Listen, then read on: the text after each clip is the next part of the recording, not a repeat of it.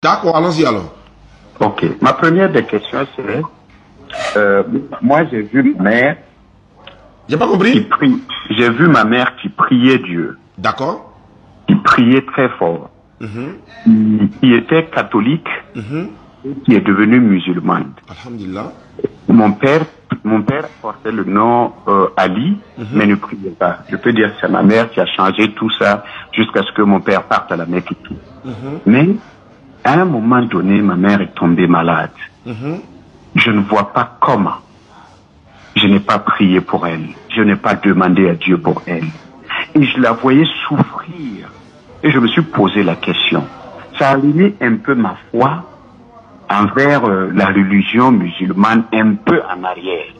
Parce que malgré que cette personne a prié le bon Dieu, je me demande pourquoi elle a tant souffert avant de mourir. Ça, c'est ma première question que j'ai pour. D'accord. Alhamdulillah Rabbil Alamin, la souffrance en islam est une épreuve.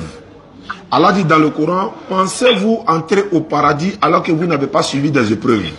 Pensez-vous que vous allez dire que vous êtes musulman alors que vous n'avez pas suivi des épreuves semblables à ceux qui ont vécu avant vous? Quand il parle de ceux qui ont vécu avant nous, y compris le prophète Salam, y compris Isa alayhi salam, y compris Jean-Baptiste, y compris Yacoub et Ayuba, Job. Je ne vois pas un prophète qui a souffert comme Job, alayhi salam. Allah ne nous parle pas du peuple à qui Ayuba a été envoyé, Job a été envoyé. Mais il nous parle plutôt de l'épreuve que Job a subie et dans la patience, dans l'endurance qu'il était.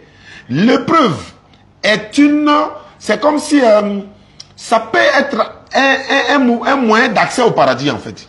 Mais dans l'épreuve là, il y a l'imam qui nous disait comme ça, Allah éprouve les personnes qu'il aime. Et pour te démontrer aussi son amour, il te met à l'épreuve. Donc, l'épreuve de la maman a souffert avant de mourir. Cela ne veut pas dire qu'elle n'était pas croyante. On peut être bon croyant et puis souffrir. On peut être même mécréant et puis bien mourir. Mais ce n'est pas la manière de mourir qui fait sauver l'homme. Tu peux mourir dans la souffrance et puis obtenir le paradis. Tu peux mourir dans la joie, c'est-à-dire il est bien couché et tout ça, il n'est pas tombé malade ni rien, et puis se retrouver à l'enfer.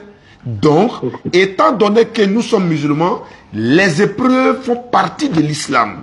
Allah parle de l'endurance et de la patience. Le plus important, si elle est morte musulmane, c'est ce qui est le plus important.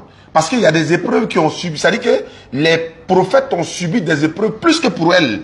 Et il y en a qui vont suivre plus que pour elles.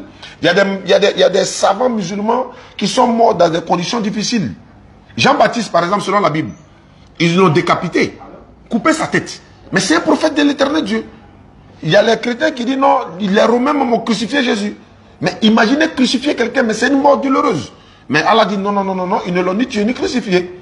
Mais si Jean-Baptiste a été décapité, est-ce que cela pour autant il ira en enfer? Non, ce n'est pas sa manière de mourir qui va l'amener à l'enfer. Non, on peut mourir de façon atroce et puis se retrouver au paradis parce qu'Allah dit dans le Coran, vous pensez que vous allez dire que vous êtes musulman et puis vous n'allez pas être éprouvé.